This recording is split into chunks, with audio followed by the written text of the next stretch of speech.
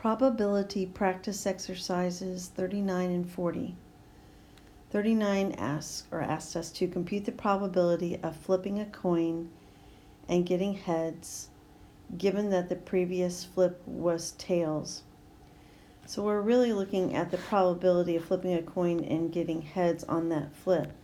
Because we see that if we flip a coin previously, it was tails, who cares? Those are those are independent events. So therefore, the probability of getting heads, given the previous was coin flip was tails, is 1/2. 40. Find the probability of rolling a 1 on a fair die, given the last 3 rolls are all ones.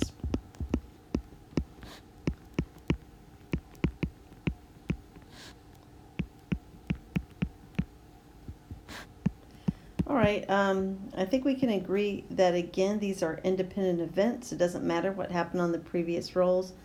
Probability of rolling a 1 is still 1 out of 6.